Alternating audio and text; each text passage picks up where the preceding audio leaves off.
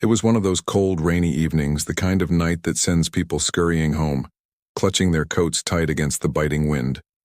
But inside a small roadside diner called Sunny Bites, a soft, warm glow promised comfort. The air was thick with the scent of hot coffee and fresh soup.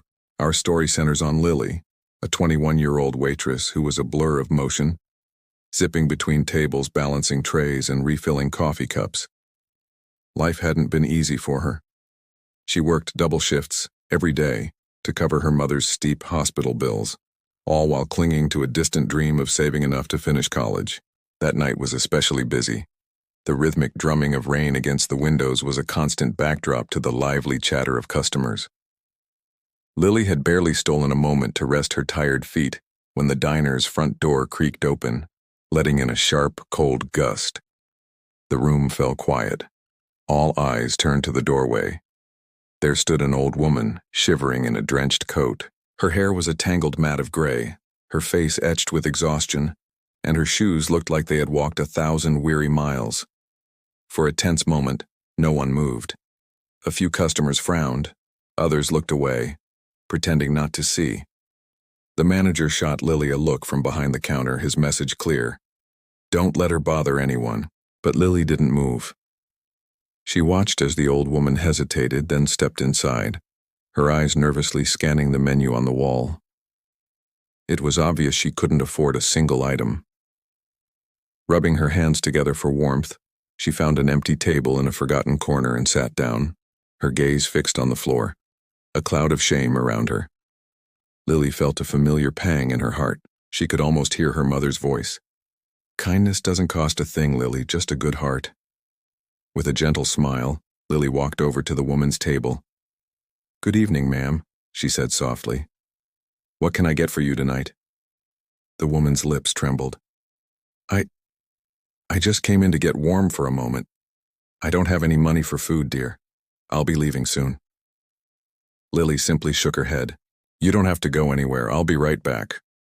She went to the kitchen, ladled a generous bowl of hot soup, added a few slices of bread, and poured a steaming cup of tea. When she returned and placed the tray on the table, the old woman's eyes widened in disbelief. I told you I can't pay for this, she whispered. Lily's smile was warm and genuine. It's on the house. Please eat while it's hot. Tears welled up in the woman's eyes as she looked at the food. You're so kind, she managed to say.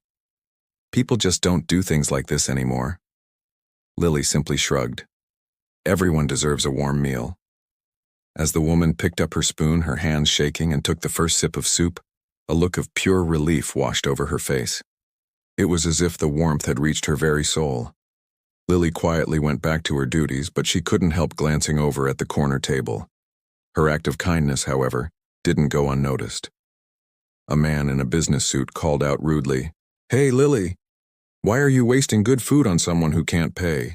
You should throw her out. Lily stopped, faced him calmly, and replied, Sir, she's not hurting anyone. She just needed something warm. The man scoffed.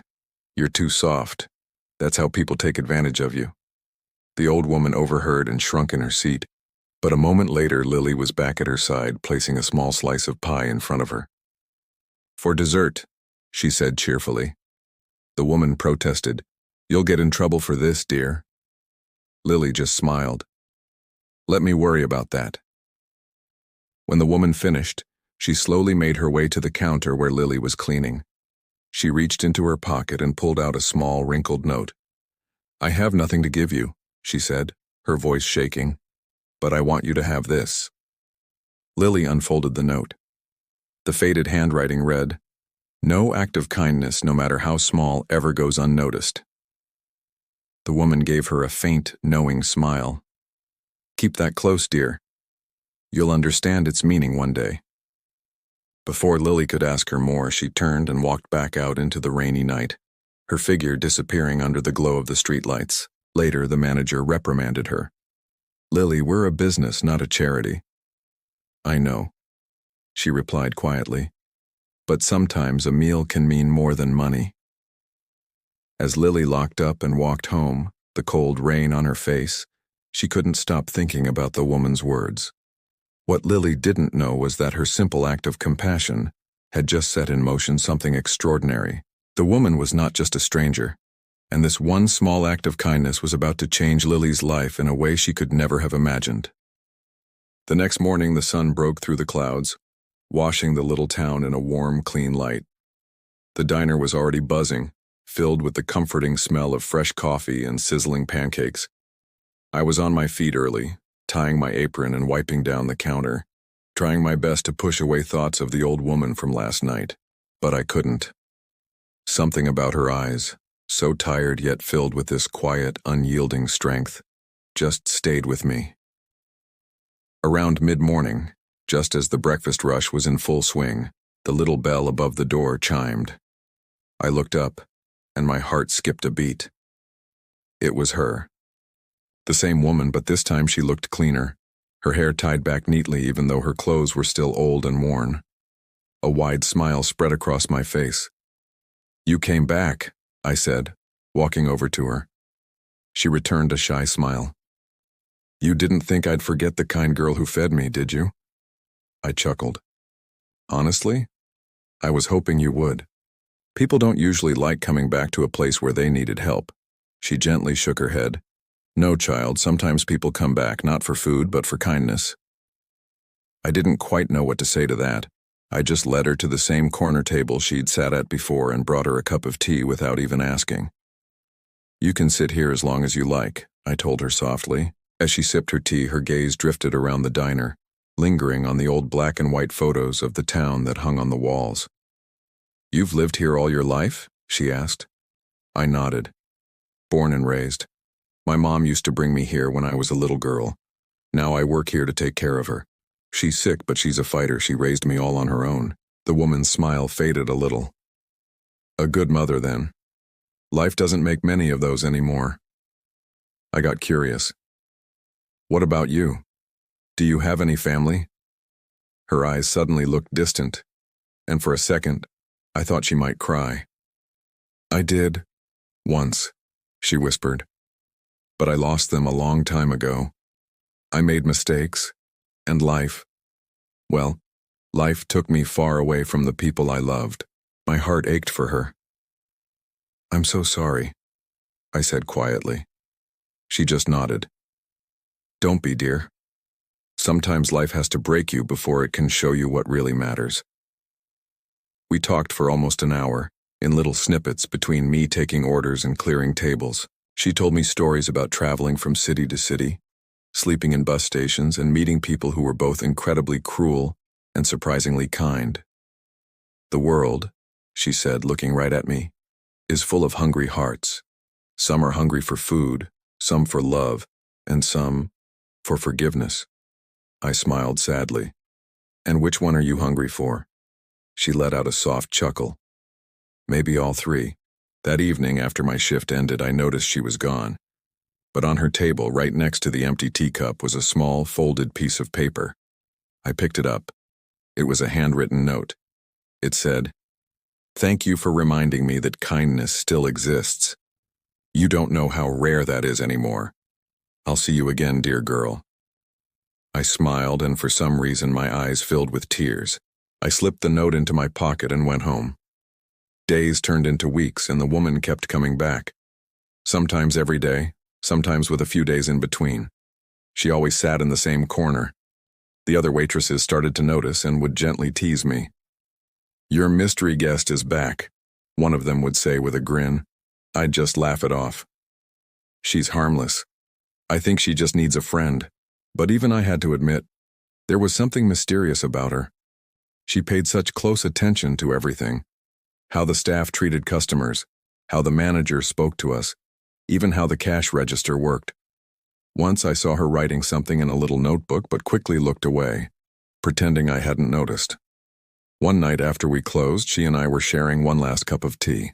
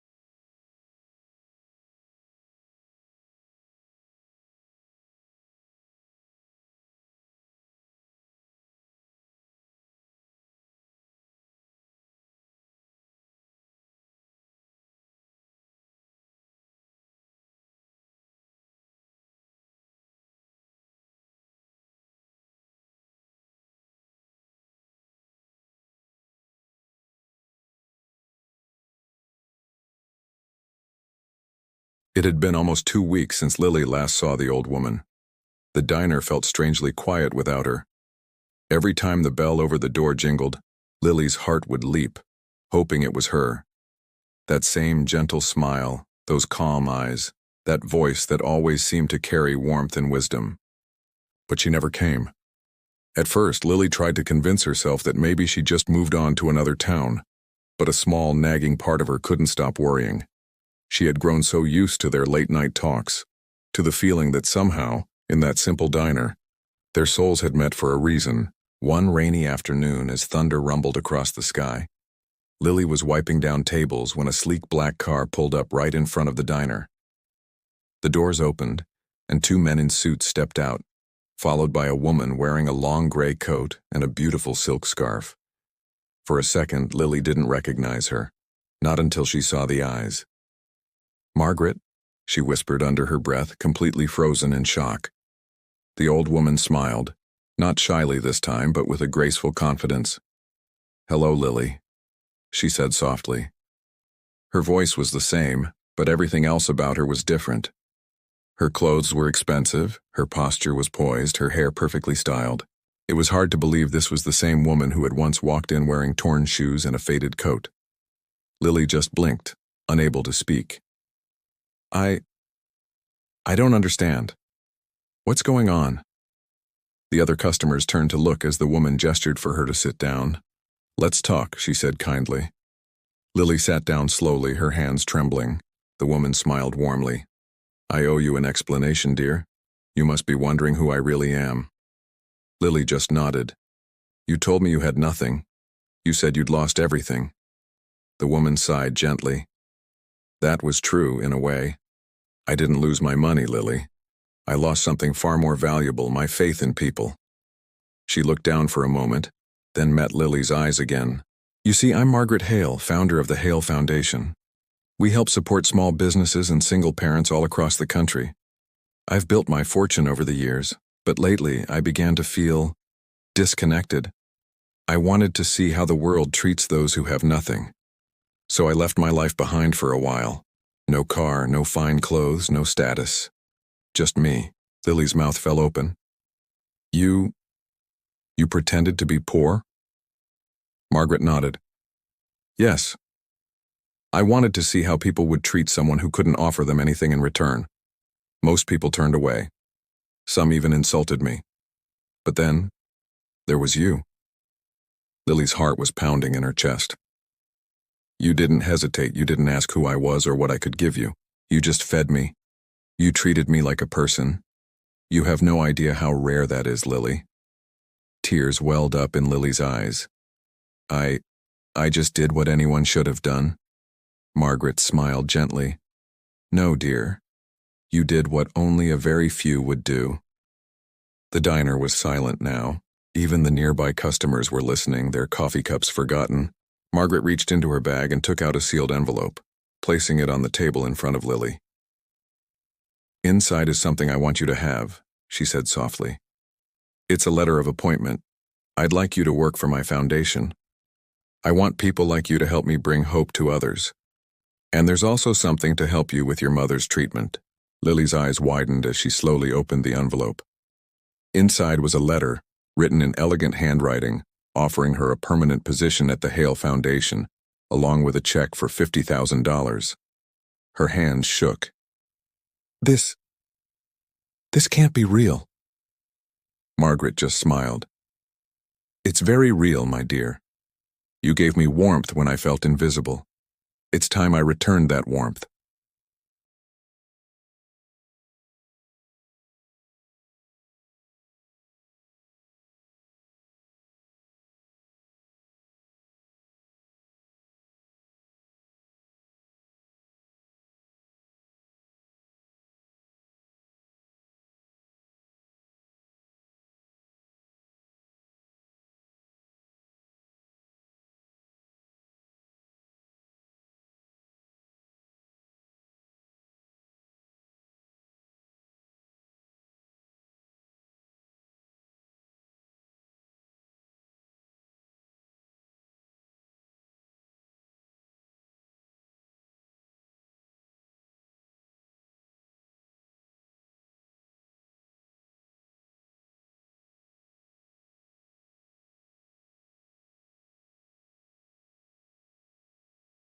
The next few months felt like a dream come true. The diner that once felt small and noisy was now just a memory from another life, a life before everything changed. After that unforgettable day when Margaret revealed who she was, Lily's world was turned upside down. She now worked as a program coordinator at the Hale Foundation, the very organization Margaret had founded. Her job was simple but so meaningful, helping struggling families, single parents, and people who had lost hope. Every morning walking into that grand office building, seeing her name printed on her desk, she'd remember that first day she met Margaret, cold, shivering, and hungry, and she'd smile. It wasn't the salary that mattered. It was the opportunity, the purpose. Lily's mother's health improved dramatically. The hospital bills were paid, and with proper care, she was getting stronger each day. As they walked through the garden together, her mother would say softly, "You see, Mom, the kindness you taught me came back to us," and her mother would smile proudly. "That's how kindness works, sweetheart. It may travel slowly, but it never gets lost." One afternoon, Margaret invited Lily to a charity event. The ballroom was filled with elegant people, business owners, politicians, celebrities. Lily felt out of place, remembering the girl she used to be, a waitress with calloused hands and tired eyes. But Margaret stood beside her, whispering, "Don't forget you belong here as much as anyone, maybe even more." Then Margaret took the stage. "Kindness doesn't need to be grand or loud," she began. "It starts with one person seeing another as human." She paused, her gaze finding Lily. "And tonight I want you all to meet someone who reminded me of that truth. A young woman who taught me that compassion can change the course of a life. Please welcome Miss Lily Carter." The applause felt like a tidal wave. Lily's heart raced as she joined Margaret on stage. "I didn't do anything special," she said into the microphone, her voice trembling slightly. "I just gave someone a meal, but maybe that's the point. Maybe the world changes one meal, one smile, one act at a time." The crowd erupted again. After the event, people shared their own stories of kindness with her. One man said, "After hearing your story, I don't think I'll ever ignore someone on the street again." As they left, Margaret said softly, "You've become what I hoped you'd be, not just kind, but brave enough to spread kindness." Lily smiled. "You were the one who gave me the chance." Margaret shook her head. "No, dear.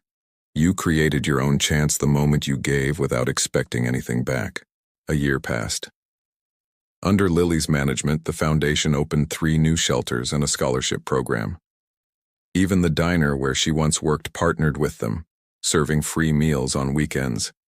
The same manager who Dee once told her not to waste food on beggars now volunteered proudly every Saturday.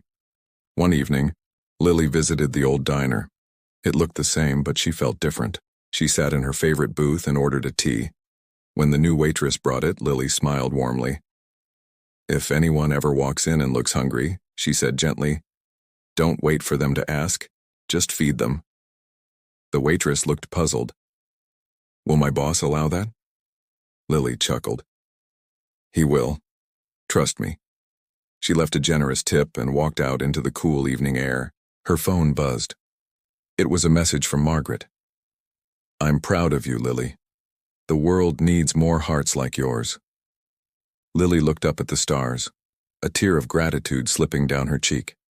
She typed back, "You gave me hope when I didn't even know I had any to give. Thank you for seeing me." When she got home, a small box was waiting. Inside was the same note Margaret had left on the diner table all that time ago.